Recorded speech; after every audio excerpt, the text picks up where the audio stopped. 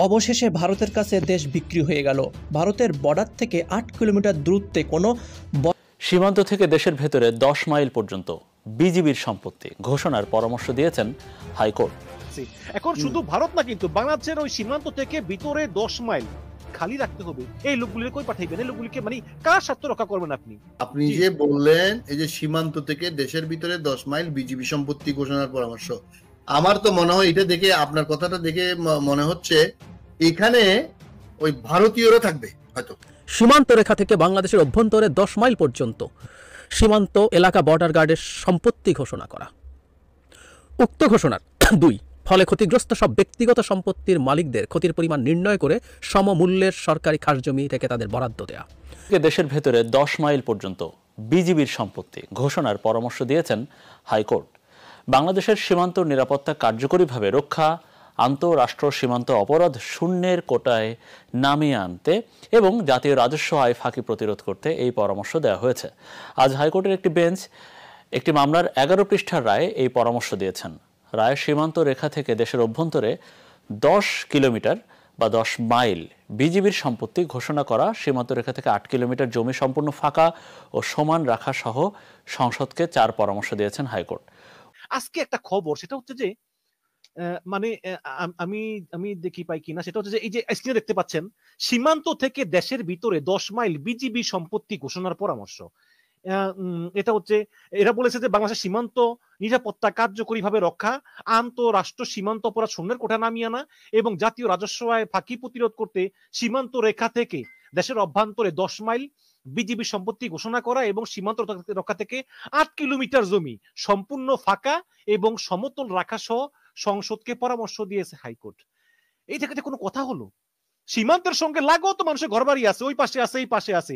এখন শুধু ভারত না, কিন্তু বাংলাদেশের ওই সীমান্ত থেকে ভিতরে ১০ মাইল খালি রাখতে হবে। এই লোকগুলিকে কই পাঠাইবেন? এই লোকগুলিকে মানে কার স্বার্থ রক্ষা করবেন আপনি? মানে আমি বুঝলাম না, এটা হঠাৎ করে এটা কি হচ্ছে? মানে অবাস্তব পরিকল্পনা, এগুলো আমার মাথায় ধরে না। না, আপনাকে অসংখ্য ধন্যবাদ। এটা আমি জানতাম না, এটা তো একটা মারাত্মক খবর। আপনি যে বললেন এই যে সীমান্ত থেকে দেশের ভিতরে ১০ মাইল বিজিবি সম্পত্তি ঘোষণার পরামর্শ, আমার তো মনে হয় এটা দেখে, আপনার কথাটা দেখে মনে হচ্ছে এখানে ওই ভারতীয়রা থাকবে হয়তো, মানে নরমালি নো ম্যানস ল্যান্ড আমরা বলি। এখন আমার দেশের, আপনি জানেন বাংলাদেশে করিডোর বলেন এবং বিভিন্ন যে আপনার ছিটমহল গুলো আছে, এগুলো তো একদম লাগোয়া হচ্ছে গড়বাড়ি এবং লাগোয়া হচ্ছে ভারত, লাগোয়া হচ্ছে বাংলাদেশ। এমনকি ছিটমহল গুলোতে তো মানে ভারতের উপর দিয়ে বাংলাদেশে আসতে হয়, বাংলাদেশের উপর দিয়ে ভারত আসতে হয়। এই যে আপনার এই কর্মকাণ্ড, এইটা তো একটু ইনডেপথে ঢুকতে হবে। আমি আপনাকে শুধু এইটা আপাতত মন্তব্য করতে পারি যে বাংলাদেশের হাইকোর্ট যদি এটা দিছে, যেহেতু পত্রিকায় লিখছে, আমার মনে হচ্ছে এখানে ভারতীয় ইন্ধন ছাড়া কোনো হাইকোর্ট, বাংলাদেশের হাইকোর্ট কোনো কিছু দিতে পারবে না। বাংলাদেশের প্রধান বিচারপতি, আমি শুনলাম যে শেখ হাসিনার প্রতি যে অনুগত, ভারতের প্রতি তার চেয়ে বেশি অনুগত। অনেকেই মনে করেন যে এই যে প্রধান বিচারপতি বললো যে কোটা আবার আসবে, এটা হয়তো বা ভারতের কথাই হতে পারে, এরকম হতে পারে, এবং এই সীমান্তের রায়টা এটাও কিন্তু ওই ভারতের কথাই হতে পারে। এই যে এখন খুব সম্ভবত ওবায়দুল হাসান এখন বাংলাদেশের প্রধান বিচারপতি, জি জি জি, তার ভাই হচ্ছে আওয়ামী লীগের এমপি। এই কয়দিন আগে সে রিটায়ার করছে, এই ২৪-এর আগে। এখন তার ছোট ভাই এবং তার বাবাও ছিল আওয়ামী লীগের এমপি, ঠিক আছে? খুব সম্ভবত ঝিনাইদহ বা নেত্রকোনার দিকে বাড়ি, ঝিনাইদহ খুব ফার্স্ট প্রবাবলি।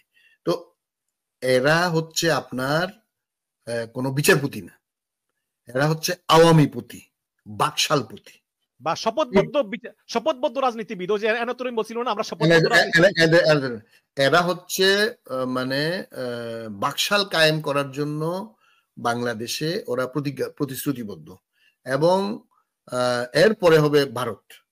এরা আপনার কোন বাংলাদেশের সীমান্ত, বাংলাদেশের জনগণ, বাংলাদেশের স্বার্থ, এই যে ওরা মুক্তিযুদ্ধের চেতনা বলে না, যে ওই যে হাসিনা ওই দিন বলছে, আপনার কথাটা মনে হয়েছে যে হাসিনা বলছে বঙ্গবন্ধুর মেয়ে কোনোদিন দেশ বিক্রি করতে পারে না, বঙ্গবন্ধুর মেয়ে কোনোদিন মিথ্যা কথা বলতে। আরে বঙ্গবন্ধুই তো মৃত্যুক, বঙ্গবন্ধুর মেয়ে কি হয়েছে?